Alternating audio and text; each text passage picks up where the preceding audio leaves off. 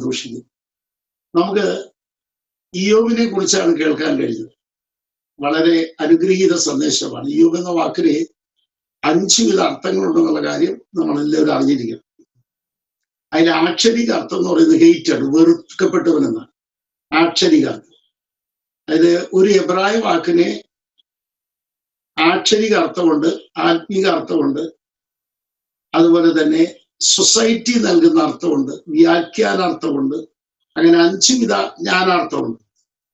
അപ്പൊ അത് നമ്മൾ പഠിച്ചിരിക്കുന്ന നല്ലതാണ്. അതിൽ വെറുക്കപ്പെട്ടവൻ എന്നാണ് അതിൻ്റെ ആക്ഷരിക അർത്ഥം. ആ അർത്ഥത്തിൽ നിന്ന് തന്നെ ഞാൻ തുടങ്ങുകയാണ്. ലോകം മുഴുവൻ വെറുത്താലും എൻ്റെ ദൈവം എന്നെ വെറുത്തിട്ടില്ലെങ്കിൽ ഞാൻ രക്ഷപ്പെട്ടു എന്ന് ബോധ്യമുള്ളവർ എത്ര പേരൂടി ഇരിപ്പുണ്ട്? ലോകം മുഴുവൻ എന്നെ വെറുത്താലും ദൈവം എന്നെ വെറുക്കാതിരുന്നാൽ ഞാൻ രക്ഷപ്പെട്ടു. ഇതറിയുന്നവർ എത്ര പേരുണ്ട്? അപ്പൊ ആദ്യം നമ്മൾ മനസ്സിലാക്കേണ്ടത്, ഷാജി സാറ്, ഷാജി പാസ്റ്റർ എന്നെ വെറുത്താലും, ജോബി എന്നെ വെറുത്താലും, അല്ലേ, നമ്മുടെ ബിന്ദു സിസ്റ്റർ വെറുത്താലും, എനിക്ക് അടുത്ത ഒരു മേഖല കൂടെ എൻ്റെ ദൈവം വെച്ചിട്ടുണ്ട്. 850 കോടി ജനങ്ങൾ വെറുത്താലും എൻ്റെ ദൈവം എൻ്റെ കൂടെ ഉണ്ടെങ്കിൽ ഞാൻ ജീവിക്കും എന്ന് പറയാനുള്ള കൃപ നമുക്ക് വേണം. അതിനുള്ള ഒരു വിഷൻ നമുക്ക് ആവശ്യമുണ്ട്. സന്തോഷമുള്ളവരെല്ലാം ഒരു വാക്ക് ദൈവത്തോട് പറയണം, ദൈവമേ, give a great vision for my life. വെറുക്കപ്പെടുന്ന ലോകത്തിന്റെ മുമ്പിൽ ജീവിക്കാൻ കഴിയുന്ന വലിയൊരു ശക്തി നമുക്ക് വേണം. ആ ശക്തിയുടെ പേരാണ് ബൈബിൾ പറയുന്നത് അത്യന്ത ശക്തി. അത്യന്ത ശക്തി ചതുഷ്ടയ ലോകത്തെ അതിജീവിക്കുന്ന കാര്യമാണ്. ആമേൻ. അവിടെ അഭിഷേകം വേറെ, അത്യന്ത ശക്തി വേറെയാണ് കേട്ടോ, അറിഞ്ഞിരിക്കണം നിങ്ങൾ. അഭിഷേകത്തിന്റെ 21 ഉപയോഗങ്ങളാണ് ബൈബിൾ പറയുന്നത്. അത്യന്ത ശക്തി 4 കാര്യങ്ങളോട് ബന്ധപ്പെട്ട. ഇയ്യോബിന് എന്തുണ്ടായിരുന്നു എന്ന് ഞാൻ ഉറക്കെ പറയട്ടെ. ദൈവം അവന് അത്യന്ത ശക്തി നൽകിയിരുന്നു. നമ്മുടെ ഈ മീറ്റിംഗിൽ ആദ്യമേ ഞാൻ ഓർപ്പിക്കുകയാണ്, അത്യന്ത ശക്തി വേണം എന്ന് ആഗ്രഹമുള്ളവർ എത്ര പേരുണ്ട്? ഒരു ആമേൻ പറയാൻ പറ്റുമോ? സ്തോത്രം. അത്യന്ത ശക്തി എനിക്ക് വേണം കർത്താവ്. I need the power of excellency. Amen. വളരെ സന്തോഷത്തോടെ ഞാൻ ഉറക്കെ പറയുകയാണ്, എല്ലാ ബുധനാഴ്ചയും യൂട്യൂബിൽ ഒരു സന്ദേശം വരുന്നുണ്ട്, ഫേസ്ബുക്കിലും വരുന്നുണ്ട്. ഫേസ്ബുക്കിൽ ഇന്നാ ഇടുന്നത്. ടൈം കിട്ടാത്തത് കൊണ്ട് വലിയ ബുദ്ധിമുട്ടുണ്ട്. വളരെയേറെ തിരക്കിലാണ് ഞാൻ സത്യത്തിൽ. ഇന്നിപ്പോൾ 5-8 മണിക്കൂർ ഇരുന്ന് വർക്ക് ചെയ്തിട്ടാണ്, ആരാധന കഴിഞ്ഞിട്ട് ഇരുന്നിട്ടാണ് ഞാനിവിടെ നിങ്ങളോട് ആരാധന ആരംഭിക്കുമ്പോൾ ഞാനിവിടെ വർക്ക് ചെയ്തുകൊണ്ടിരിക്കുകയാണ്. പെട്ടെന്ന് ഫ്രഷായി വരികയായിരുന്നു. നമുക്ക് ഇയ്യോബിന്റെ പുസ്തകത്തിലേക്ക് തന്നെ കടക്കാം, അല്ലേ? ഇയ്യോബിന്റെ പുസ്തകം ജോബി വായിച്ചത് ആദ്യത്തെ വാക്യം ഏതാണ്? ഇതിനു മുമ്പും ഒരാൾ വായിച്ചു, അല്ലേ? അത് നമ്മുടെ ഷാജി പാസ്റ്റർ. അവർ 2 പേരും വായിക്കൊന്ന് വായിച്ച് ബിന്ദു. എല്ലാവരും എടുത്താട്ടെ വാക്യങ്ങൾ ദയവായി. ആ 2 വാക്യങ്ങൾ, 2 ഭാഗങ്ങൾ. നിങ്ങൾ മറന്നുപോയോ? ഒന്നും കേൾക്കാനില്ലല്ലോ ഇങ്ങട്. ഒരു മിനിറ്റ്.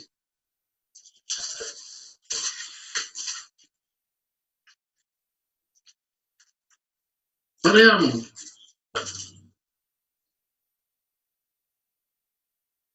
ബിന്ദു പറയുന്നത് എനിക്ക് കേൾക്കാനില്ലല്ലോ ഷാജി പാസ്റ്റേ. എന്ത് പറ്റി? ആ, ഇപ്പൊ കേൾക്കുന്നു. 20-ാമത്തെ വാക്യം വായിക്കും.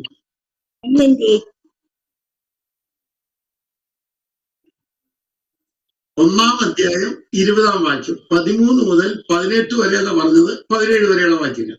ഇതൊക്കെ ഞാൻ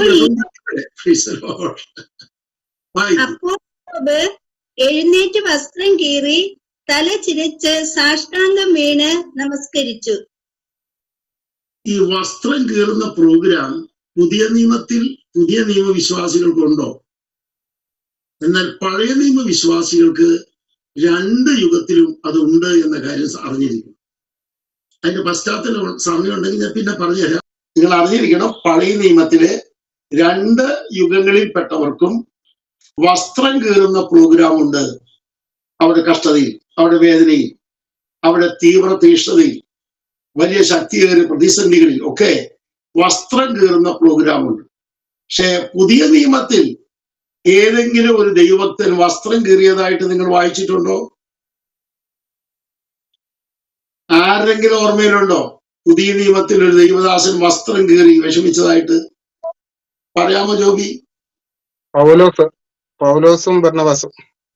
എവിടെ വെച്ച് വസ്ത്രം കീറി? അവര് എഫെസോസ്.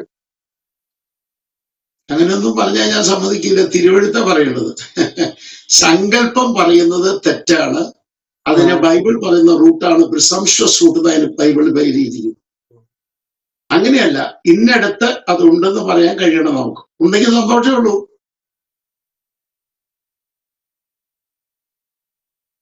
ഇവിടെയാണ് നമ്മൾ അറിഞ്ഞിരിക്കേണ്ടത്, പഴയ നിയമത്തിലെ 2 യുഗങ്ങളിൽ ജീവിച്ചിരുന്ന ഭക്തന്മാരുടെ കഷ്ടവും അവർക്ക് അന്ന് ലഭിച്ച അത്യന്ത ശക്തിയുടെ പ്രദർശനവും ഇന്ന് നമുക്ക് ലഭിക്കുന്ന അത്യന്ത ശക്തിയും അത് കഷ്ടതയിലെ അതിന്റെ പ്രദർശനവും ചെറുതല്ല. ആമേൻ അല്ലേ? ഇനി നമുക്കൊരു കാര്യം ചെയ്യാം. അപ്പൊ ഇതിനകത്ത് താടി വെച്ച ആരും ഇല്ല അല്ലേ? ഉണ്ടെന്ന് എനിക്ക് തോന്നുന്നു. ഉണ്ട്. സരിത എന്നുള്ള ആ ഡിവൈസിൽ ആരെയിരിക്കുന്നത്? എന്റെ പേര് നിതീഷ് എന്നാ പക്ഷേ. നിതീഷ് മറന്നുപോയി മോനെ. ഞാൻ 72 വയസ്സുള്ള ചെറുപ്പക്കാരനല്ലേ, മറന്നുപോയി. നിതീഷ് ആണ് നമ്മുടെ ഇയ്യോബ് എന്ന് വിചാരിക്കുക. വിഷമമില്ലല്ലോ ഞാൻ അങ്ങനെ പറയുന്നോണ്ട്? Very good. ഇയ്യോബ് നിതീഷാണ്. നിതീഷിന് എന്തൊക്കെ കഷ്ടങ്ങൾ വന്നു എന്ന് നമുക്ക് നോക്കാം. എന്തൊക്കെ കഷ്ടങ്ങൾ വന്നു അതിനെക്കുറിച്ച് കൃത്യമായി പഠിച്ചിരിക്കുന്നത് നല്ലതാണ്. നിങ്ങൾ എല്ലാവരും അറിഞ്ഞിരിക്കണം കേട്ടോ. 6 മാസമാണ് ഒരു കോളേജിന്റെ പ്രിൻസിപ്പാള്, പുള്ളി എന്റെ പൂർവ്വ വിദ്യാർത്ഥിയാണ്, പ്രിൻസിപ്പാളല്ല ഡയറക്ടർ. ഇപ്പോൾ അദ്ദേഹം അമേരിക്കയിലാണ്. അമേരിക്കയിലായിരുന്നപ്പോ എന്നോട് പറഞ്ഞു, സാറേ ഇയ്യോബിന്റെ പുസ്തകം മാത്രം ഈ കൊല്ലം പഠിപ്പിച്ചാൽ മതി 2 സെമസ്റ്ററിൽ. കാരണം ഞാൻ ഇന്ത്യയിൽ വരുന്നുണ്ട്, ഈ 6 മാസം ഞാൻ സാറിന്റെ ക്ലാസ്സിൽ വ്യാഴാഴ്ച വന്നിരിക്കും. അത് പഠിച്ചപ്പോ എന്റെ മനസ്സിലുണ്ടായ ആശ്വാസം ചെറുതല്ല. ഇന്ന് നമുക്കതിനകത്ത് ഒരു കൊച്ചു ദൂത് കാണാം. ഒറ്റ ചോദ്യമുള്ളൂ, എത്ര മൃഗങ്ങളാണ് ഇയ്യോബിനെ നഷ്ടപ്പെട്ടത്? ഒന്ന് പറയാമോ എല്ലാവരും? എത്ര എന്നുള്ള ചോദ്യത്തിന്റെ 500 ആണോ 200 ആണോ എന്ന ചോദ്യം. നിങ്ങൾ പുസ്തകം നോക്ക്, ലുക്ക് ഇൻ യുവർ ബൈബിൾ. ബൈബിളിൽ എഴുതി വെച്ചിട്ടുണ്ടല്ലോ ദൈവാത്മാവ്, അത് നോക്കി പറയണം. കൃത്യമായി നോക്കി പറയണം. അവിടെയാണ് ഞാൻ സന്തോഷിക്കുന്നത്, ദൈവം സന്തോഷിക്കുന്നു. ഒന്ന് പറയാമോ? 7000 ആട്. അല്ലെന്നേ, ആകെ എത്ര? 500 ആണോ 200 ആണോ 300 ആണോ 7000 ആണോ ആകെ? ഏതെല്ലാം എന്ന് ഞാൻ ചോദിച്ചിട്ടില്ല. ഞാൻ 48 കോളേജിൽ പഠിപ്പിച്ചു. ചോദിക്കുന്ന ചോദ്യങ്ങൾക്ക് കൃത്യമായി ക്യാൻസർ ഇല്ലാത്ത ഉത്തരം പറയണം. ക്യാൻസർ ഇല്ലാത്ത ഉത്തരം കേട്ടില്ലല്ലേ? Praise the Lord. ഞാൻ ചോദിച്ചത് ഏതെല്ലാം എന്നല്ല, ഞാൻ ചോദിച്ചത് എത്ര എന്നാ ചോദിച്ചത്. ഒന്ന് പറയാമോ? വാക്യത്തിൽ നോക്കിയിട്ട് ഒന്ന് പറഞ്ഞേ പ്രഭേ. Praise the Lord. വാക്യത്തിൽ നോക്ക്. നിങ്ങൾ 1-ാം അധ്യായത്തിലെ 4 വരെയുള്ള വാക്യങ്ങൾ വായിച്ചു കഴിയുമ്പോൾ അതിനകത്തുണ്ട് എത്ര മൃഗങ്ങളാണ്? 11,000. എത്രയാ? 11,000. 11,000. പ്രഭ അവിടെ വരെ പ്രഭ പരത്തിയതിന് സന്തോഷമുണ്ട്. അവിടെ വരെ പ്രഭ പരത്തിയിട്ടുണ്ട്. പോരാ, ഇനി ആ വാക്യം ഒന്ന് വായിച്ചേ. ഇവിടെയാണ് എനിക്ക് സങ്കല്പമില്ല. ഞാൻ വാക്യം വായിച്ചിട്ടേ കൃത്യമായിട്ട് പറയുള്ളൂ. വായിച്ചല്ലേ ഒരു വാക്യം? ഒരാൾ വായിച്ചേ പ്രഭ. അല്ല ബന്ധു. 1-ാം അധ്യായം 3-ാം വാക്യം.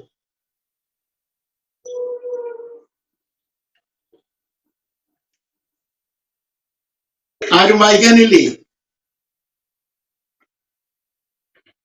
അവൻ 7000 ആടും 3000 ഒട്ടകവും 500 ഏർക്കാളയും 500 പെൺകഴുതയുമായ മൃഗസമ്പത്തും. മതി. അത് എത്രയാണെന്ന് എന്റെ ചോദ്യം. ആ വാക്യത്തിൽ എത്ര അത് മൃഗങ്ങളുണ്ട്? How much? എല്ലാവരും 11,000 എന്നാ പറയുന്നത്. തെറ്റാണ് കേട്ടോ. 7000 + 3000 10000 ആയി. 500 ഏർ കാളയാണ്. അപ്പൊ 1000 ആയി. അതാ പറയും, വായിക്കുമ്പോൾ ശ്രദ്ധിച്ച് വായിക്കണം. ഞാൻ ഇവിടെ സങ്കല്പം ഒന്നും പറയാനിരിക്കില്ല, എനിക്കങ്ങനെ പണിയില്ല. ശ്രദ്ധിച്ചറിഞ്ഞാൽ 11,500 മൃഗങ്ങളുണ്ട്. ഉണ്ടോ ജോബി?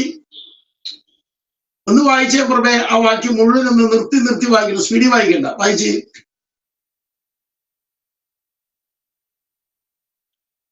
പുറമെ വായിച്ചോളൂ. അവന് 7000 ആടും 3000 ഒട്ടകവും 500 ഏർക്കാളയും 500 പെൺകഴുതയുമായ മൃഗസമ്പത്തും. ആകെ എത്രയായി? 11,500 ആയി. 7000 + 3000 500 ഏർ എന്ന് പറയുമ്പോൾ 1000 പിന്നെ 500. സ്തോത്രം. അപ്പൊ 11,500 മൃഗത്തെ കെട്ടാനുള്ള ഒരു തൊഴുത്ത് ഷാജി പാസ്റ്റർ ഇപ്പൊ പണിയാൻ പോവാ. ആർക്ക് വേണ്ടി? നമ്മുടെ ക്ലാസ്സിലെ ഇയോബിന് വേണ്ടി. ഇയോബ് അവിടെ ഇരിക്കുന്നുണ്ടല്ലോ താടി വെച്ചിട്ട്. നിങ്ങൾക്ക് മനസ്സിലായില്ലേ? ഞാൻ ഇയോബിനെ കുറിച്ച് പറഞ്ഞല്ലോ. ആരാ ഇയോബ് ഒന്ന് പറഞ്ഞേ. നമ്മുടെ ക്ലാസ്സിലെ ഇയോബ് ആരാണ്? കറക്റ്റ്. അദ്ദേഹത്തിന് 11,500 മൃഗങ്ങളുള്ള ഒരു തൊഴുത്ത് ഷാജി പാസ്റ്റർ നിർമ്മിച്ചു കൊടുത്തു. എത്ര കിലോമീറ്റർ നീളം വരും ഷാജി പാസ്റ്റർ? 11,500 മൃഗത്തെ കെട്ടാൻ എത്ര കിലോമീറ്റർ നീളം വരും? ഞാന് തൊഴുത്ത് വരച്ച ആളാ. ഇവിടെ ഉണ്ടോ? 11,4 കിലോമീറ്റർ നീളമെങ്കിലും വരും ആ തൊഴുത്ത്.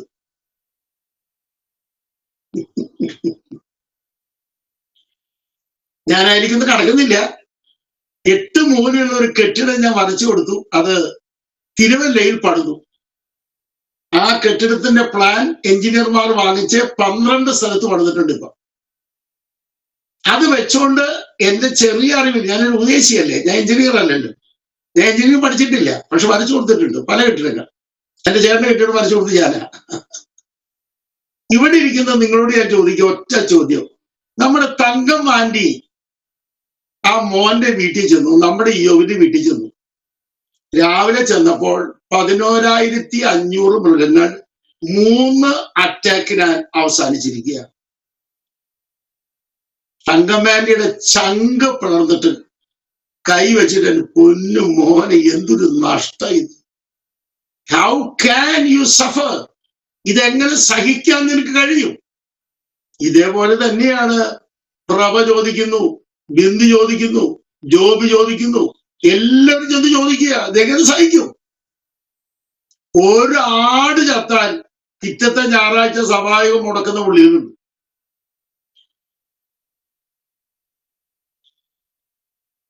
ഒരു ആട് ചത്താൽ മതി, പിറ്റത്തെ ഞായറാഴ്ച സഭായോഗം മുടക്കും. ഞാൻ നിങ്ങളുടെ കാര്യമല്ല, മുടക്കുന്ന ആരെങ്കിലും നിങ്ങളുടെ ഇടയിലുണ്ടെങ്കിൽ അവരുടെ കാര്യമായി പറയുന്നു. സ്തോത്രം. എല്ലാവർക്കും ഞാൻ പറയുന്നത് മനസ്സിലാകുന്നുണ്ടോ?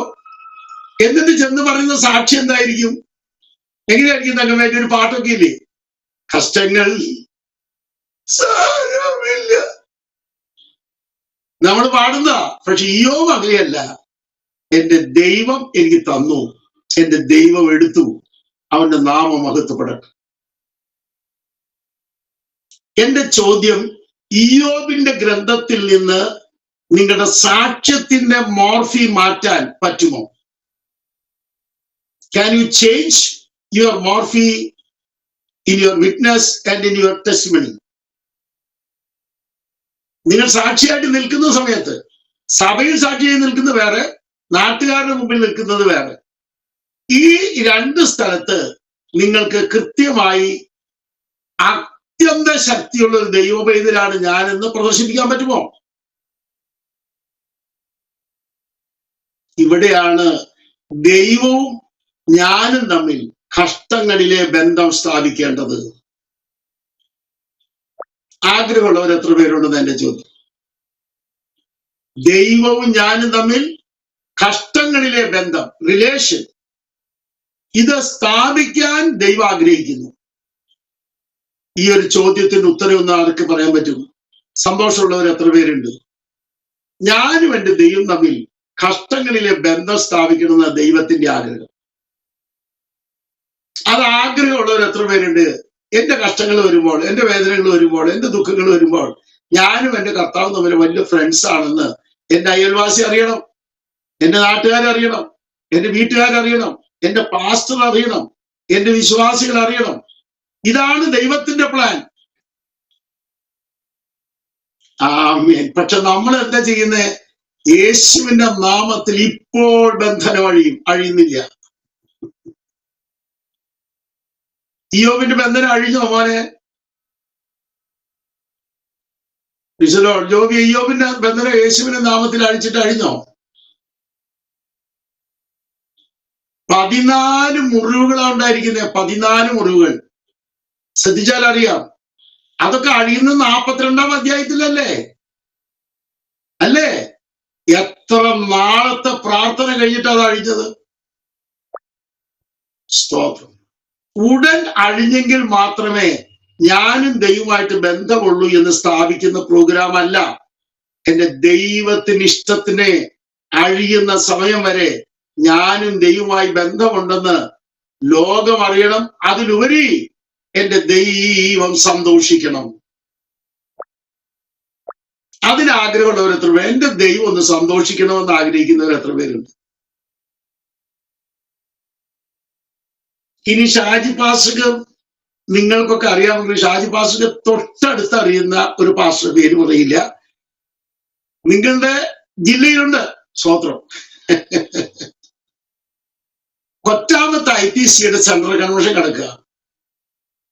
IPCയുടെ സെൻട്രൽ കൺവെൻഷൻ കൊറ്റാമൊക്കെ നിങ്ങൾക്ക് അറിയാമല്ലോ, എന്നെക്കാൾ അധികമായിട്ട്. പക്ഷെ എനിക്ക് തോന്നുന്നു നിങ്ങളൊക്കെ അധികം എനിക്ക് ചെറിയൊരു വഴികൾ എനിക്ക് അറിയുന്നത്.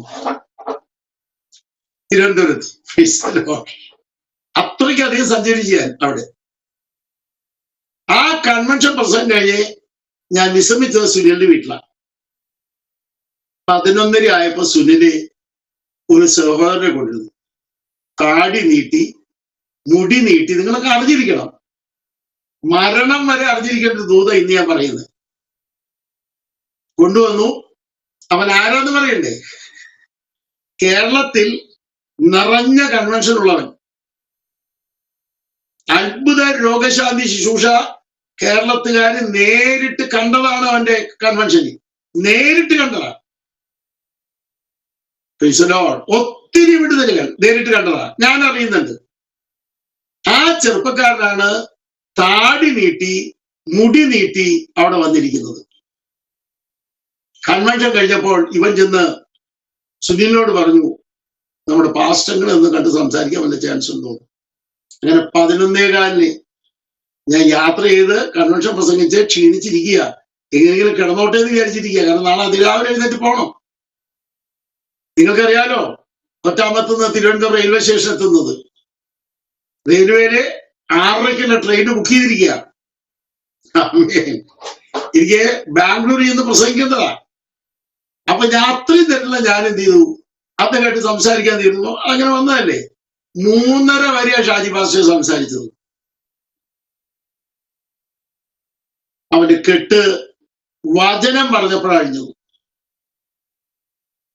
ഇന്ന് രാത്രി നിങ്ങളുടെ ദുഃഖത്തിന്റെ കെട്ടഴിക്കാൻ കഴിയുന്ന കരുത്തനായ ക്രിസ്തുവിന്റെ ചാലക ചൈതന്യ ശക്തി, അത്യന്ത ശക്തി നിങ്ങളിൽ പകർന്ന് നിങ്ങളൊരു എക്സ്പിഷൻ സ്റ്റോളായി തീരണമെന്ന് എന്റെ ദൈവം ആഗ്രഹിക്കുന്നു. സന്തോഷമുള്ളവരെല്ലാം കരമടിച്ച് ദൈവത്തെ ആരാധിച്ചാൽ,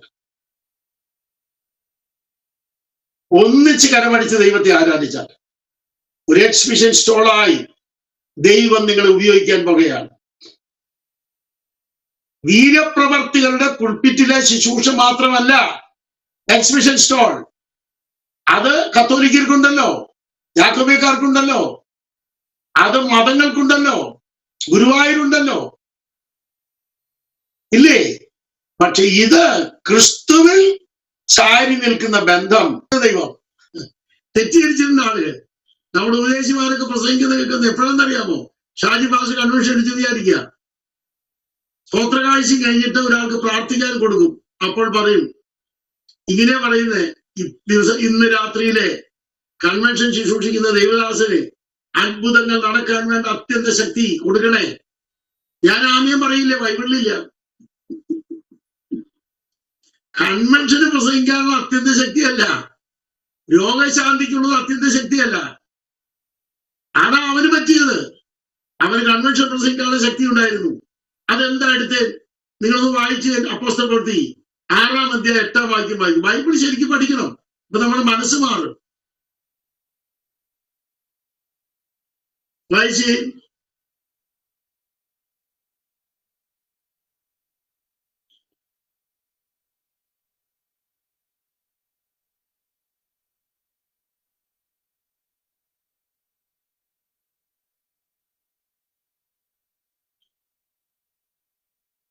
അപ്പോസ്തല പ്രവൃത്തി 8-ാം അധ്യായം 6-ാം വാക്യം വായിച്ചാട്ടെ.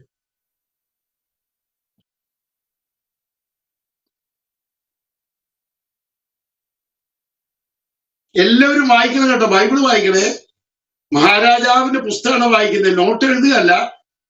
അതിനേക്കാൾ ഉപരിയാണ് ബൈബിൾ വായിക്കുന്നത്. അത് നോട്ട് എഴുതിയിരിക്കണം, ഉറപ്പായും നോട്ട് എഴുതിയിരിക്കണം. എന്നാൽ ഏറ്റവും വലുത് ബൈബിൾ വായിക്കുന്ന, സമ്പൂർണ്ണ തെറ്റുകളെ വിളിച്ചു പറയുന്നത്. അവിടെ സങ്കടം. അത് തെറ്റായ കാര്യങ്ങൾ ജനത്തെ എന്ത് ചെയ്യാണ്? ക്ലിപ്പിട്ട് കൊടുക്കുക. അത് തെറ്റായ കാര്യങ്ങളാണ് ചെയ്യുന്നത്. നമുക്ക് ശരിയായിരിക്കും വായിക്കാമല്ലോ, ബൈബിൾ ഉണ്ടല്ലോ. വായിച്ച 6-8 മോളെ.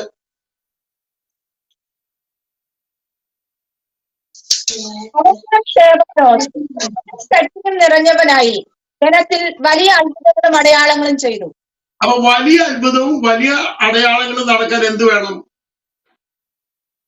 കൃപയും ശക്തി. ഒന്ന് ഉറക്കെ പറഞ്ഞെല്ലാവരും. വലിയ അത്ഭുതങ്ങളും വലിയ അടയാളങ്ങളും ക്രൂസൈഡ് നടക്കാൻ കൃപയും ശക്തി മതി. പക്ഷെ ജീവിക്കണമെങ്കിൽ അത്യന്ത ശക്തി വേണം. ഇതാണ് വ്യത്യാസം. ഈ കാര്യം അവനെ ഞാൻ രാവിലെ 3:30 വരെ തിരുവഴുത്തിന്ന് ശക്തിയെ കുറിച്ചുള്ള 12 ഭാഗങ്ങൾ പഠിപ്പിച്ചു. സ്തോത്രം. അവൻ അവിടുന്ന് എഴുന്നേറ്റ് കരഞ്ഞെഴുന്നേറ്റ് വന്ന് എന്റെ മുമ്പിൽ മുട്ടുതീരെ പറഞ്ഞു, സാറേ എന്റെ അറിവില്ലായ്മ ഇന്ന് നികത്തിയ സാറിന് നന്ദി. ഇന്ന് എന്റെ കെട്ടുപൊട്ടുന്നതിനാൽ സ്തോത്രം. ഇന്ന് നിങ്ങളുടെ ഇടയിൽ തിരുവനന്തപുരത്ത് അവനുണ്ട്, അവൻ ശുശ്രൂഷയിലുണ്ട് ഇപ്പൊ. അതെന്റെ സന്തോഷം. വലിയ കെട്ട് അഴിയണമെന്ന് ആഗ്രഹമുള്ളവർ എത്ര പേരുണ്ട്? ഒരു ചെറിയ പ്രശ്നം വരുമ്പോഴേക്കും സഭായോഗം വേണ്ടാന്ന് വെക്കുക, ദൈവത്തെ വേണ്ടാന്ന് വെക്കുക, കരയുന്നത് വേണ്ടാന്ന് വെക്കുക, ഇരിക്കുന്നത് വേണ്ടാന്ന് വെക്കുക, വചനധ്യാനം വേണ്ടാന്ന് വെക്കുക. ഇനി പിശാചിന്റെ ഈ തന്ത്രം നടക്കില്ലെന്ന് പറയാൻ എത്ര പേർക്ക് സന്തോഷമുണ്ട്? ഞങ്ങളുടെ ചിന്തകളെ, ഞങ്ങളുടെ നന്മകളെ, ഞങ്ങളുടെ ആത്മീക വശങ്ങളെ തളച്ചിടുന്ന പിശാചിന്റെ തന്ത്രത്തെ ഇനി വെച്ചു പൊറുപ്പിക്കില്ല. എന്റെ ദൈവത്തിന്റെ അടുക്കൽ ഞാൻ ചെന്ന് അത്യന്ത ശക്തി പ്രാപിച്ചുകൊണ്ട്. അതിനാഗ്രഹമുള്ളവർ എത്ര പേരുണ്ട്? ഇനി ഷാജി പാസ്റ്റർ അറിയുന്ന മറ്റൊരു പാസ്റ്റർ കാര്യം കൂടെ പറയാം. അദ്ദേഹം ഇപ്പോൾ നിങ്ങളുടെ സെൻട്രലല്ല, മീൻസ് തിരുവനന്തപുരത്തല്ല, എങ്കിലും നിങ്ങളൊക്കെ അറിയുന്ന ഒരാളാണ്. 71 പാസ്റ്റർമാരിരിക്കുന്ന ഒരു സദസ്. ആ പുൾപിറ്റ് അതാണ്. 11 ദിവസത്തെ മീറ്റിംഗ് ആണ്. 11 ദിവസം ഞാൻ പ്രസംഗിക്കുക. അതിലൊരു ദിവസം പകൽ പ്രസംഗിച്ചുകൊണ്ടിരിക്കുമ്പോൾ നിങ്ങൾ ശ്രദ്ധിക്കൂ, വിഷയം ഞാൻ പഠിപ്പിച്ചിങ്ങനെ പ്രാർത്ഥിച്ചുകൊണ്ടിരിക്കുക, ജനം നല്ല സന്തോഷത്തിലിരിക്കുക. ആ ടൈമിൽ ഒരു മാന്യനായ വ്യക്തി കൈ നീട്ടി നല്ല രീതിയിൽ ഒരു മാന്യനായ വ്യക്തി പുറകിൽ എഴുന്നേറ്റുന്നു. അന്ന് അവിടുത്തെ പാസ്റ്റർ ബാബു കോശിയായിരുന്നു. അദ്ദേഹം പെട്ടെന്നൊരു പാട്ട് പാടി എന്റെ ചെവിയിൽ വന്ന് പറഞ്ഞു, സാറേ ഇന്നാരവിടെ എഴുന്നേറ്റ് നിൽക്കുകയാണ്, ഒരു അവസരം അദ്ദേഹത്തിന് കൊടുക്കാമോ? 2 സാക്ഷ്യം പറയാൻ. അദ്ദേഹം ആരാണ്? ആ ജില്ലയുടെ അസിസ്റ്റന്റ് കളക്ടറാണ്. ഇപ്പൊ അദ്ദേഹം കളക്ടറായി ഇപ്പൊ റിട്ടയർ ചെയ്തു. അദ്ദേഹം കണ്ടു കഴിഞ്ഞ ഒരു ഉപദേശിയാണ്. ഫീസല്ലോ അദ്ദേഹം എഴുന്നേറ്റ് പറഞ്ഞ വാചകം, എന്റെ മുമ്പിൽ ഇരിക്കുന്ന ജോണും വൈഫും 2 മക്കളും, അവർക്കുള്ള നന്മകൾ തടഞ്ഞ വ്യക്തി ഞാനാണ്. അവർക്കുള്ള നന്മകൾ തടഞ്ഞ വ്യക്തി ഞാനാണ്. എന്റെ ഔദ്യോഗിക പദവി കൊണ്ടാണ് ഞാനത് തടഞ്ഞത്. ആ ഒറ്റ കാരണത്താൽ എനിക്കുണ്ടായിരുന്ന ശുശ്രൂഷ മുഴുവൻ പോയി, എനിക്കുണ്ടായിരുന്ന ആത്മീക സന്തോഷം മുഴുവൻ പോയി. എന്നാൽ ഇന്ന് അവരോട് ക്ഷമ ചോദിച്ചെങ്കിലാണ് എന്റെ ജീവിതം തിരിച്ചെടുക്കാൻ പറ്റുകയുള്ളൂ എന്ന് സാറ് പറഞ്ഞതിൽ എനിക്ക് മനസ്സിലായി. ഇനി അടുത്ത കാര്യം കേൾക്കണ്ടേ. ഇത് പറഞ്ഞ വശം നിങ്ങളൊക്കെ അറിയുന്ന ഒരു പാസ്റ്റർ എഴുന്നേറ്റ് നിൽക്കുകയാണ്, അടുത്ത് വന്ന് കരയുകയാണ്, സാറ് എന്റെ അഭിഷേകം നഷ്ടപ്പെട്ടു. പുള്ളി പറഞ്ഞതാണ്, എന്റെ ശുശ്രൂഷ നഷ്ടപ്പെട്ടു, ഞാൻ ഇന്നിപ്പോ പുൽപ്പിറ്റിലില്ല. എന്താണ് റീസൺ എന്നെനിക്ക് അറിയാൻ കഴിയുന്നത്. ഇതിന് പ്രാർത്ഥിക്കാനായിട്ട് അദ്ദേഹം തയ്യാറായി. നിങ്ങൾ ശ്രദ്ധിക്കൂ, പ്രാർത്ഥന കഴിഞ്ഞപ്പോൾ അടുത്ത ഫോൺ, അതാ സന്തോഷം. അടുത്ത ഫോൺ അടുത്ത രാജ്യത്തിൽ നിന്ന് വന്നിരിക്കുക. ഇന്ന് രാത്രി ഉള്ള തുറന്ന് പ്രാർത്ഥിക്കാൻ എത്ര പേര് ആഗ്രഹിക്കുന്നുണ്ട്? ദൈവത്തിന്റെ കയ്യാലുള്ള വലിയ വിടുതലുകൾ അനുഭവിക്കണമെന്ന് ആഗ്രഹിക്കുന്നവരൊക്കെ പറയും, ദൈവമേ ഞങ്ങൾക്ക് ആവശ്യമുള്ളത് കൃപയും ശക്തിയും, ഒരു ഭാഗത്ത് അത്യന്ത ശക്തിയും വേണം.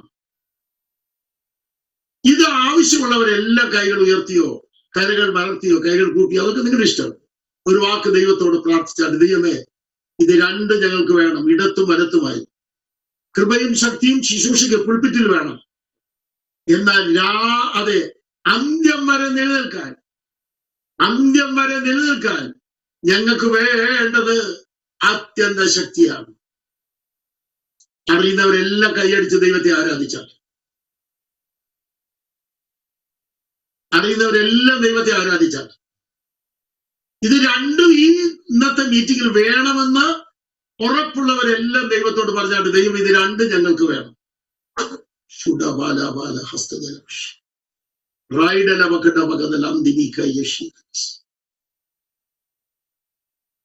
ദൈവം നമ്മെ പുൽപ്പിറ്റിൽ ഉപയോഗിക്കാൻ കൃപ വേണം, ശക്തി വേണം, നിറയണം. എന്നാൽ പുൽപ്പിറ്റിൽ നിന്ന് ഇറങ്ങിയാൽ ലോകത്തിൽ ജീവിക്കാൻ, കോളേജിൽ ജീവിക്കാൻ, വീട്ടിൽ ജീവിക്കാൻ, സമൂഹത്തിന്റെ മുമ്പിൽ ജീവിക്കാൻ, ചരിത്രത്തിൽ നിലകൊള്ളാൻ എനിക്ക് വേണ്ടത് അത്യന്ത ശക്തിയാണ്. ഇത് 2 ആവശ്യമുണ്ടെന്നുള്ളവരെല്ലാം ദൈവത്തെ സ്തുതിച്ചാൽ. ഇയ്യോബിന്റെ പുസ്തകത്തിലേക്ക് തിരിച്ചു വരികയാണ്, പ്രസംഗിക്കാൻ തുടങ്ങുകയാണ്. ഇന്നലെ ഷാർജക്കാരെ എന്നോട് പറഞ്ഞു, സാറേ സമയം നോക്കണ്ട, ഈ ദൂത് മുഴുവൻ കേൾക്കണം ഞങ്ങൾക്ക്. ആമേൻ. ഞാൻ പകൽ പ്രോഗ്രാം കഴിഞ്ഞ് രാത്രി 11 മണി കഴിഞ്ഞിട്ടാണ് അവരിത് പറയുന്നത്. സ്തോത്രം. വെറും 72 വയസ്സുള്ള ചെറുപ്പക്കാര്, നിങ്ങൾക്ക് എല്ലാവർക്കും അറിയാമല്ലോ. ഹല്ലേലൂയ. എന്നാൽ ഇന്നലത്തെ ദൂതിൽ അവര് ദൈവത്തോട് പറഞ്ഞത് കേട്ടപ്പോൾ എനിക്ക് സന്തോഷം തോന്നി. ഇന്ന് അങ്ങനെ ഹൃദയം തുറന്ന് ദൈവത്തോട് പറയാൻ എത്ര പേര് താല്പര്യപ്പെടും?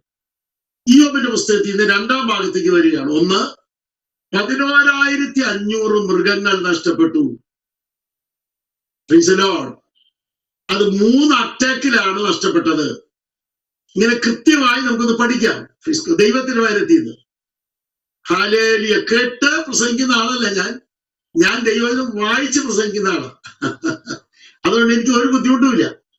അതിനകത്ത് എന്തെങ്കിലും മിസ്റ്റേക്ക്, ഓർമ്മക്കുറവ് വന്നാൽ, ട്രാൻസ്ലിപ്പ് വന്നാൽ ഉടനെ ഞാൻ തിരുത്തുകയും ചെയ്യും. കാരണം വചനത്തിനാണ് അപ്പോൾ മാർക്കറ്റ്. നമുക്ക് എടുക്കാം. എല്ലാവരും എടുത്ത് പ്രൈസ് ഗോഡ്. ഇനി അതിന്റെ 4-ാം വാക്യം മുതൽ വായിക്കണം. മോളെ പ്രഭയെ ഒന്ന് വായിച്ച് ഇയ്യോബിന്റെ പുസ്തകം. അവന്റെ പുത്രന്മാർ ഓരോരുത്തരും താന്താന്റെ ദിവസത്തിൽ താന്താന്റെ വീട്ടിൽ വിരുന്ന് കഴിക്കുകയും തങ്ങളോടുകൂടി ഭക്ഷിച്ച് പാനം താന്താന്റെ ദിവസം എന്ന് പറയുന്ന വാക്ക് നമ്മൾ പഠിക്കുന്നില്ല. വിരുന്ന് ഇവിടെ ബർത്ത്ഡേയിലാണ്. ഇത് ബർത്ത്ഡേ വിരുന്നാണ് കേട്ടോ. താന്താന്റെ ദിവസത്തിന്റെ വിരുന്നാണ്. അപ്പൊ ഇവിടെ ഞാൻ ബൈബിളിൽ നിന്ന് പറയുന്നതല്ല. സാന്താന്റെ ദിവസത്തിന്റെ വിരുന്ന്. ഇതിനെ കുറിച്ചൊക്കെ ബൈബിൾ ഇഷ്ടംപോലെയുണ്ട്. അത് പഠിക്കേണ്ടതാണ്. പഴയ നിയമത്തിൽ കിടപ്പുണ്ട്. Praise God. പ്രവാചകന്മാർ എഴുതി വെച്ച പുസ്തകത്തിലൊക്കെ കിടപ്പുണ്ട് ഈ പറഞ്ഞത്. ഇത് ചെറിയ തോതിലല്ല പഠിക്കണ്ടേ. അങ്ങനെയാണെങ്കിൽ നമ്മുടെ തങ്കമാൻഡിയുടെ ബർത്ത്ഡേ വന്നപ്പോൾ പുതിയ നിയമത്തിൽ അതിനെ ആഘോഷിക്കാൻ നമുക്ക് വല്ല വകുപ്പുണ്ടോ? ഒന്ന് പറഞ്ഞേ നിങ്ങൾ.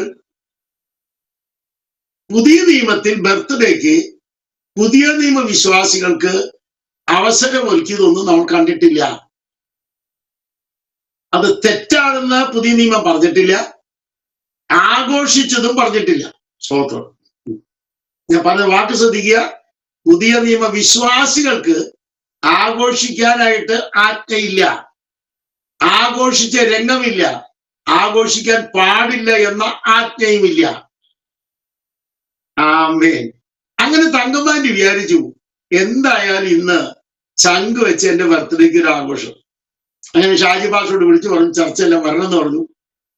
ഷാജി പാസ്റ്റർ പറഞ്ഞ പാവം തങ്കമാൻഡിയുടെ വീട്ടിലേക്ക് നമുക്ക് പോവാം അല്ലേ. തങ്കമാൻഡി ഒരുക്കി വെച്ചിരിക്കുന്ന നമ്പർ 1 കാന്താരി ബീഫ് അല്ലേ, നമ്പർ 1 കോഴി കാല്, അങ്ങനെയൊക്കെ ഉണ്ടല്ലോ, ഊറ്റൻ മീൻകറി, ഇതെല്ലാം വെച്ച് നമ്മൾ വിളിച്ചിരിക്കുക. പായസം കൂടിയുണ്ട്. ഇതെല്ലാം വിളിച്ചിരിക്കുക. ഇവിടെ എന്റെ ക്വസ്റ്റ്യൻ ഇതാണ്, തങ്കമാൻഡിയുടെ വീട്ടിൽ നമ്മളെല്ലാവരും ചെന്നിരിക്കുക. ഷാജി പാസ്റ്റർ പറഞ്ഞു ഏതായാലും പാസ്റ്റർ വന്നോ, പ്രായമല്ലേ, പ്ലീസ് ഗോഡ് വന്നോ, സഹകരിച്ചോ, നിങ്ങൾ എല്ലാവരും ഇപ്പൊ ഒരുമിക്കാൻ പോകാന്ന് പറഞ്ഞിട്ട് ഞാൻ ഇവിടുന്ന് ഇറങ്ങി ചെന്നു സഹകരിച്ചു. അപ്പോഴാണ് അറിയുന്നത് നമ്മുടെ പ്ലീസ് ഗോഡ് സരിതയുടെ വീട്ടിലിരിക്കുന്ന മോന്റെ പേര് പറഞ്ഞല്ലേ, ഒന്നോടെ പറഞ്ഞ്. നിതീഷ്. നിതീഷ്. ആ നിതീഷ് കുമാറിനെ ഓർത്താൽ മതിയല്ലോ, ബീഹാർ. Please God. നിതീഷ് പറഞ്ഞു ഇതൊക്കെ ആയാലും ഒരല്പം അകത്ത് ചെന്നില്ലെങ്കിൽ സന്തോഷാവില്ല. ഞാൻ പറഞ്ഞ ആദ്യം എല്ലാവർക്കും മനസ്സിലായി, ഒരല്പം അകത്ത് ചെന്നില്ലെങ്കിൽ സന്തോഷാവില്ല. ഇവിടെ ഒരു മെഡിക്കൽ കോളേജ് ഉണ്ട്, ജൂബിലി മിഷൻ മെഡിക്കൽ കോളേജാണ്. അതിന്റെ ചീഫ് പ്രൊഫസർ ഒരാളുണ്ട്, നിങ്ങൾ കേൾക്കുന്നത് അത്യാവശ്യമാണ്. ആ ചീഫ് പ്രൊഫസർ ഫിജു ചാക്കോയാണ്. ഇന്നലെ അദ്ദേഹത്തിന്റെ ഒരു മെസ്സേജ് ഞാൻ അതിന് ഒരു ആർട്ടിക്കിൾ, മെഡിക്കൽ ആർട്ടിക്കിൾ എനിക്ക് ആവശ്യമുണ്ടായിരുന്നു. ഞാൻ അദ്ദേഹത്തിന്റെ മെസ്സേജ് കേട്ടപ്പോൾ അദ്ദേഹം പറയുക, നമ്മൾ ഈ പറയുന്ന പല പാനീയവും അദ്ദേഹത്തിന്റെ ഭാഷ്യത്തിൽ മദ്യമാണെന്ന.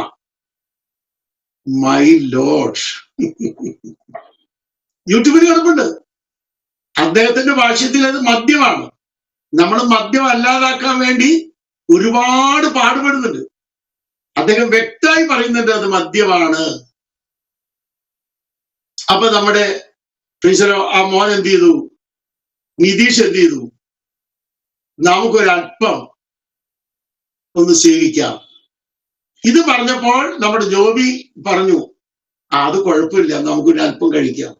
ഇത് കേട്ടപ്പോൾ അച്ചു ഡിവൈസ് ചെയ്തിരിക്കുന്ന ആ മോൻ പറഞ്ഞു ഞാനും കമ്പനി കൂടാം. ഇത്രയും കമ്പനി കൂടിയപ്പോൾ ഷാജി പാസ്റ്റർ പറഞ്ഞു ഇതിന്റെ ഒരു പരിഹാരം നടത്തിയില്ലെങ്കിൽ നമ്മളെ ഒക്കെ തമ്പുരാൻ കൈകാര്യം ചെയ്യും. സ്വന്തം ഇപ്പൊ നിങ്ങൾക്ക് ഇയ്യോബിന്റെ വീട്ടിലെ ചരിത്രം മനസ്സിലായല്ലോ, നമ്മളെല്ലാവരെയും കൈകാര്യം ചെയ്യും. അപ്പൊ ഷാജി പാസ്റ്റർ വന്നിട്ട് എന്നോട് ചോദിച്ചു നീ എന്താ ചെയ്യാ. ഇവിടെയാണ് ഇയ്യോബിന്റെ പുസ്തകത്തിലെ സൊല്യൂഷൻ എന്ന് പറയുന്ന വാക്ക്. പരിഹാരത്തിന് വേണ്ടി ഇയ്യോബ് എന്ത് ചെയ്തു എടുക്കാം. ആ വാക്യം നിങ്ങൾ വായിക്കും. പരിഹാരത്തിന് വേണ്ടി ഇയ്യോബ് എന്ത് ചെയ്തു, വായിച്ചാട്ടെ.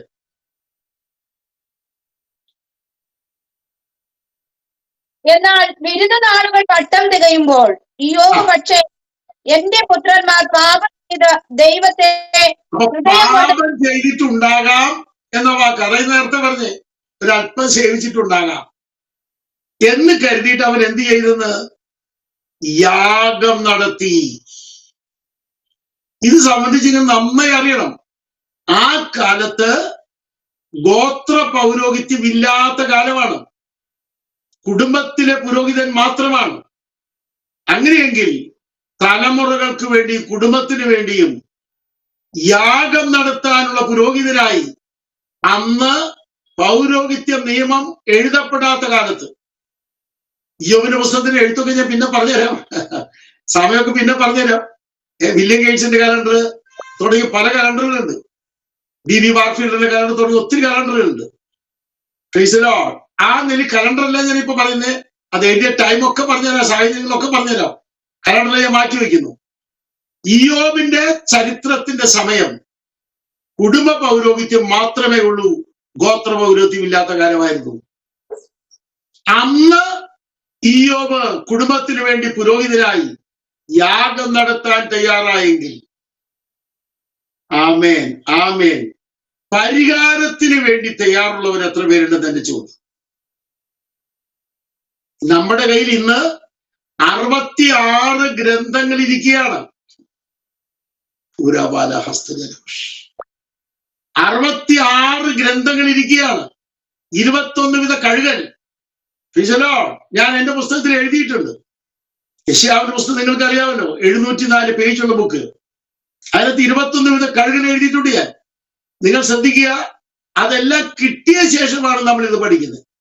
ചോദ്യം ഇതാണ്, പരിഹാരത്തിന് വേണ്ടി ജീവിതത്തിലെ തെറ്റുകൾക്ക്, കുറ്റങ്ങൾക്ക്, അഹന്തകൾക്ക്, അഹംഭാവങ്ങൾക്ക്, തെറ്റായ പാനീയങ്ങൾ കുടിക്കുന്നതിന്, ജീവിതത്തിൽ അതിനെ ചെറുതാക്കി കണ്ടുകൊണ്ട് ദൈവത്തിന്റെ മുമ്പിൽ വന്ന് കർത്തൃമേശ എടുക്കുമ്പോൾ ആരെങ്കിലും ചിന്തിച്ചിട്ടുണ്ടോ, ഒരു പരിഹാരം ഇയ്യോബ് നടത്തിയതുപോലെ എനിക്കും ഒരു പരിഹാരം വേണം എന്നാഗ്രഹിക്കുന്നവർ എത്ര പേരുണ്ട്? അന്തർഭാഗം അറിയുന്ന കർത്താവ് പറയുന്നു, ഇന്നത്തെ മീറ്റിംഗിൽ ചില വ്യക്തികൾക്ക് പരിഹാരം വേണം. പരിശുദ്ധാത്മാവ് വ്യക്തമായി കാണിക്കുകയാണ്, ഇന്നത്തെ മീറ്റിംഗിൽ ചില വിഷയങ്ങൾക്ക് പരിഹാരം വരുത്തണമെന്ന് ദൈവം വ്യക്തമായി പറയുന്നു. നഷ്ടങ്ങൾ വരുന്ന എന്ത്, കഷ്ടങ്ങൾ വരുന്ന എന്ത്, ഇയ്യോബിന്റെ കഷ്ടങ്ങളെ കുറിച്ച് ബൈബിൾ വേറെ പറയുന്നേ. എന്നാൽ പരിഹാരം വരുത്താത്തവർക്കുള്ള കഷ്ടങ്ങൾ, പരിഹാരം വരുത്തിയവർക്കുള്ള കഷ്ടങ്ങൾ, ഇത് രണ്ടാണ്. അഫ്ലിക്ഷൻസ്, സഫറിങ്സ്, ട്രബിൾസ് എന്നൊക്കെ പറയുന്നത് പരിഹാരം വരുത്തിയവർക്കുള്ളത് വേറെ. അത് ശമൂവേലിന്റെ പുസ്തകത്തിൽ കാണാം, കൃത്യമായി കാണാം. വരുത്താത്തവർക്കുള്ളത് വേറെ. ഇന്ന് ഇവിടെ ഇരിക്കുന്ന എല്ലാവരോടും ഞാൻ ചോദിക്കുന്നു, നമ്മുടെ ജീവിതത്തിൽ കഷ്ടങ്ങൾ വന്നിട്ടുണ്ടെങ്കിൽ പരിഹാരം വരുത്താത്തതാണോ പരിഹാരം വരുത്തിയതാണോ? ആമേൻ. ഇയ്യോബ് പരിഹാരം വരുത്തിയിട്ടും കഷ്ടങ്ങൾ വന്നു. യാഗം എന്ന് പറയുന്നത് പരിഹാരമാണ്, എന്നിട്ടും അവന് കഷ്ടങ്ങൾ വന്നു. പക്ഷെ ആ കഷ്ടങ്ങളിൽ ദൈവം അത്യന്ത ശക്തി കൊടുത്ത് നിർത്തി. അതോർത്തൊരു ഹല്ലേലൂയ പറയാൻ സന്തോഷമുള്ളവർ എത്ര പേരുണ്ട്? ഇന്നും ദൈവം നമ്മെ പാട്ടുപാടി നിർത്തുമെന്ന് ഉറപ്പുണ്ടെങ്കിൽ ആ കൈ ഒന്ന് ഉയർത്തി ഒരു ഹല്ലേലൂയ പറയാം. 4 പിള്ളേർ വന്നേ പാട്ടുപാടി വാട്ടി. എബ്രായ ഭാഷയിൽ എത്ര പാട്ടുണ്ടെന്നോ വേറെയൊക്കെ ഒന്ന് പഠിപ്പിക്കാൻ അറിയില്ല, ഞാനത് വിടുന്നു. കഴിഞ്ഞ വ്യാഴാഴ്ച പഠിപ്പിച്ചു. ഒറ്റ ചോദ്യം ചോദിക്കുന്നുള്ളൂ, അതിന്റെ മീതെ പാട്ടുപാടി ജയിക്കാൻ ഇയ്യോബിന് ദൈവം കൊടുത്ത കൃപയുണ്ടെങ്കിൽ നമുക്കും നമ്മുടെ ജീവിതത്തിൽ പാട്ടുപാടി ജയിക്കാൻ കൃപ തരുമെന്ന് ഉറപ്പുള്ളവരെല്ലാം കൈയടിച്ച് ദൈവത്തെ ആരാധിച്ചാൽ.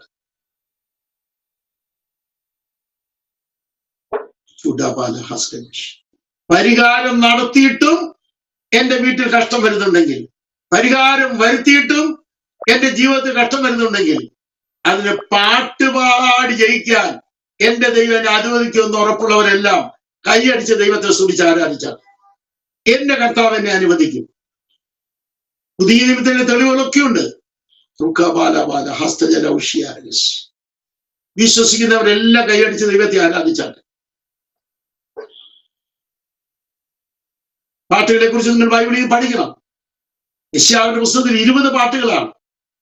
അതിന് കാലങ്ങളിൽ അതെങ്ങനെ നിറവേറുമെന്ന് പഠിപ്പിക്കാം. അതിലേക്ക് ഞാനിപ്പോ കടക്കുന്നില്ല. ഒരേ ഒരു ചോദ്യം, പരിഹാരം വരുത്താതെ വരുന്ന കഷ്ടങ്ങൾ, ആ കഷ്ടങ്ങൾക്ക് എന്ത് ചെയ്യാൻ കഴിയും? പരിഹാരം വരുത്തിയിട്ട് വരുന്ന കഷ്ടങ്ങൾ, അതിനെന്ത് ചെയ്യാൻ കഴിയും? ഇന്ന് രാത്രി ഈ ചോദ്യത്തിന്റെ ഉത്തരം കണ്ടെത്തിയാൽ മരണം വരെ ക്രിസ്തുവിൽ ഉറച്ചു നിൽക്കാൻ കഴിയും. ഒരു ഹല്ലേലൂയ പറയാൻ സന്തോഷമുള്ളവർ എത്ര പേരുണ്ട്? മരണം വരെ ക്രിസ്തുവിൽ ഉറച്ചു നിൽക്കാൻ കഴിയും. ഉറപ്പുണ്ടോ? ഉറപ്പുണ്ടോ? വിശ്വസിക്കുന്നവരെല്ലാം കൈയടിച്ചോ, കര ഉയർത്തിയോ, ശക്തമായി ദൈവത്തെ സ്തുതിച്ചു പറ, മരണം വരെ. അടുത്തൊരു വലിയ പോയിന്റിലേക്ക് കടക്കും മുമ്പ് ഒരു ചോദ്യം നിങ്ങളുടെ മുമ്പിൽ ഞാൻ ഇടുകയാണ്. പരിഹാരം വരുത്തിക്കൊണ്ടുള്ള കഷ്ടങ്ങൾ, അഥവാ വരുത്തിയ ശേഷമുള്ള കഷ്ടങ്ങൾ, വരുത്തും മുമ്പുള്ള കഷ്ടങ്ങൾ. ഈ രണ്ട് കഷ്ടങ്ങളും എഴുതിയ പുസ്തകമാണ് പത്രോസിന്റെ ലേഖനം. നിങ്ങൾക്ക് അറിയാമോ കാര്യം? പത്രോസിന്റെ ലേഖനം ഒന്ന് എടുത്തല്ലേ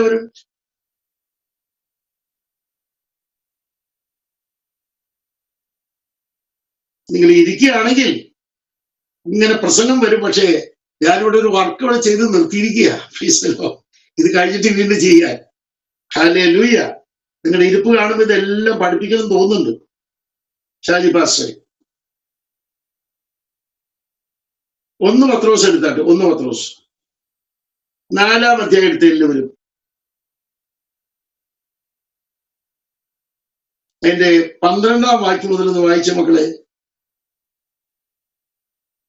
പ്രിയമുള്ളവരെ, നിങ്ങൾക്ക് പരീക്ഷയ്ക്കായി സംഭവിച്ചിരിക്കുന്ന അഗ്നിശോധനയിങ്കൽ ഒരു അപൂർവ കാര്യം നിങ്ങൾക്ക് വന്നുകൂടി എന്ന് വെച്ച് അതിശയിച്ചു പോകരുത്. അടുത്തത്, ക്രിസ്തുവിന്റെ കഷ്ടങ്ങൾക്ക് പങ്കുള്ളവരാകും തോറും സന്തോഷിച്ചുകൊള്ളുവിൻ.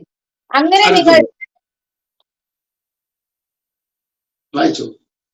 നിങ്ങൾ അവർ തേജസ്സിന്റെ പ്രത്യക്ഷതയിൽ ഉല്ലസിച്ച് ആനന്ദിക്കാൻ ഇടവരും. ക്രിസ്തുവിന്റെ നാമം ഹേതുവായി നിന്ന സഹിക്കേണ്ടി വന്നാൽ നിങ്ങൾ ഭാഗ്യവാന്മാർ. ഏതിന്റെ അടിസ്ഥാനത്തിലെ കഷ്ടം ഇവിടെ പറയുന്നത്? ക്രിസ്തുവിന്റെ നാമത്തിൽ അടിസ്ഥാനത്തിലുള്ള കഷ്ടം. Praise the Lord. അങ്ങനെയുള്ള കഷ്ടങ്ങൾ സഹിക്കുന്നവർ എത്ര പേരുണ്ട് ഇപ്പോൾ? ക്രിസ്തുവിന്റെ നാമത്തിൽ ഉള്ള കഷ്ടങ്ങൾ, അവിടെയാണ് ചിന്തിക്കേണ്ടത്. പുതിയ നിയമത്തിൽ പറഞ്ഞിട്ടുള്ള ക്രിസ്തുവിന്റെ നാമത്തിലെ കഷ്ടങ്ങളുടെ പട്ടിക കാണണം.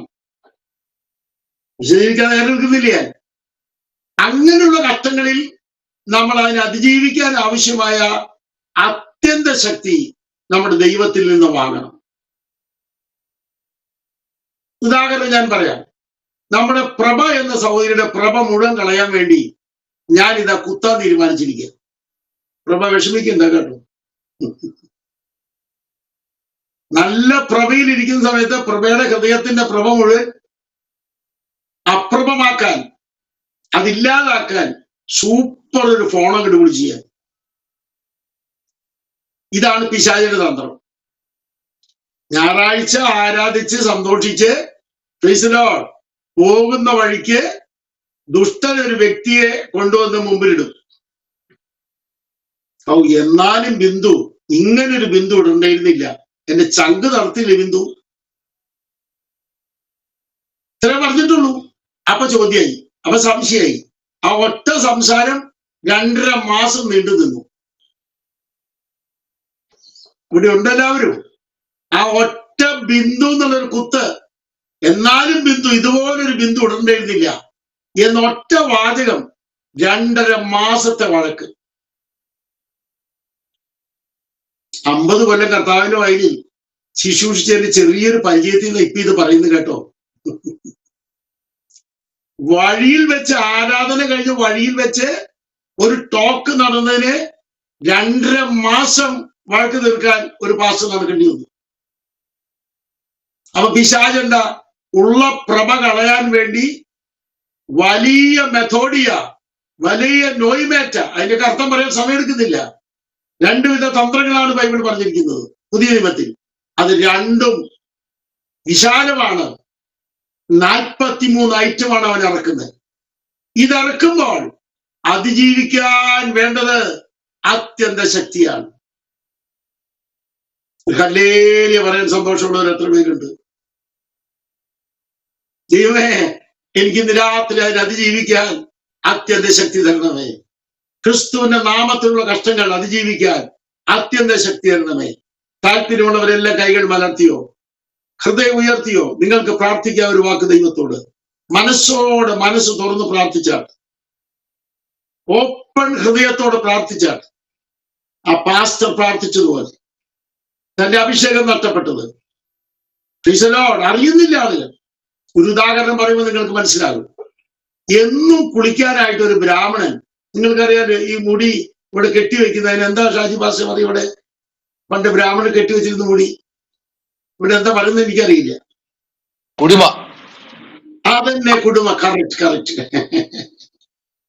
എല്ലാ ദിവസവും രാവിലെ കുടുംബം വെച്ച് കുളിക്കാൻ പോകും. കുളിച്ചു കഴിയുമ്പോൾ ഒറ്റ കൊടയിലാണ് ഇങ്ങനെ. അപ്പൊ കുടുംബം ഒന്ന് നേരെ നിൽക്കും. 60 വയസ്സ് കഴിഞ്ഞിട്ട് പിന്നെയും കുടഞ്ഞോണ്ടിരിക്കുക. പക്ഷെ ഒന്നും വരുന്നില്ല. കൊഴിഞ്ഞു പോയത് അറിഞ്ഞിട്ടില്ല. രാവിലെ കുളിക്കുന്നുണ്ട്, കൊടയുന്നുണ്ട്, പക്ഷെ കുടുംബം കയറി വരുന്നില്ല. ഒത്തിരി ദൈവാസന്മാര് ഭയങ്കര കൊടച്ചിലാണ്, ഭയങ്കര ബഹളമാണ്, പക്ഷെ ഒന്നും നടക്കുന്നില്ല. എന്താ നോക്കിയാൽ 110 റിതത്തിൽ പാടേണ്ട പാട്ട് 180 റിതത്തിലാക്കി അന്യഭാഷ ഇല്ലാത്തത് വിളിച്ചു വരുത്തി. ഇപ്പതേ വിടുതൽ എന്ന് പറഞ്ഞ് ഭയങ്കര ബഹളം, പക്ഷെ കുടുംബം വരുന്നില്ല. ശുഡബല ഹസ്തജല. മനസ്സിലായവരെല്ലാം ദൈവത്തെ സ്തുതിച്ച് ആരാധിച്ച. ഇന്ന് രാത്രി എത്ര പേർക്ക് പറയാൻ പറ്റും, എന്റെ ജീവിതത്തിൽ അത്യന്ത ശക്തി ഇല്ലാതെ മുമ്പോട്ട് പോകാൻ പറ്റില്ല? Oh God, give me the excellency power in my heart. പറയാൻ ആഗ്രഹമുള്ളവരെല്ലാം ഒന്നിച്ച് സ്തോത്രം ചെയ്ത് ആരാധിച്ച.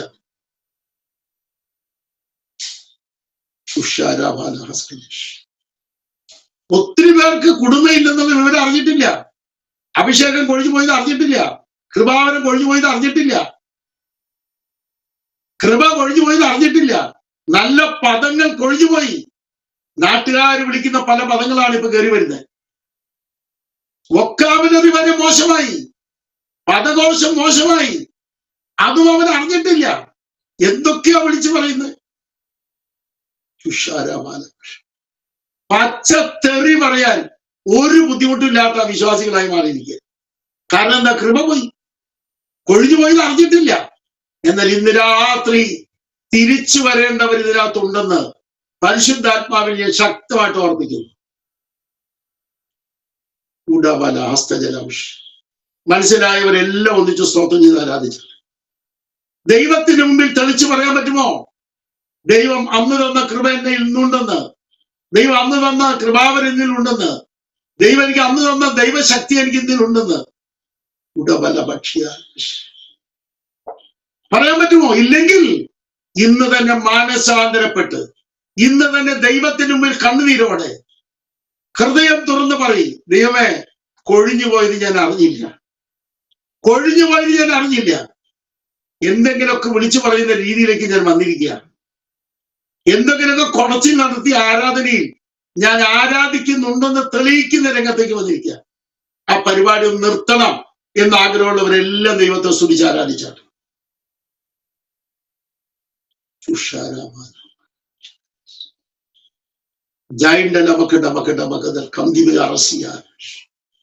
ഇന്ന് രാത്രി കർത്താവ് എന്നെ സ്പഷ്ടമായി തൊട്ട് വിടുവിക്കുമെന്ന് ഉറപ്പുള്ളവർ നിങ്ങൾ ഡിവൈസ് ഓപ്പൺ ചെയ്ത് കൈകൾ ഉയർത്തും, പ്രാർത്ഥിക്കാൻ പോവുക. എന്റെ കർത്താവ് ഈ ദൂതന്മേൽ എന്നോട് ഇടപെട്ടു എന്നും എല്ലാവരും ഓപ്പൺ ചെയ്താട്ടെ. സ്തോത്രം. എല്ലാവരും ഓപ്പൺ ചെയ്താട്ടെ. എന്നിട്ട് പറയൂ, കർത്താവേ, അങ്ങ് എന്നോട് ഇടപെട്ടു, അങ്ങ് ഇന്നെന്നെ വിടുവിക്കുമെന്ന് മനസ്സിലായി. ഞാനിതാ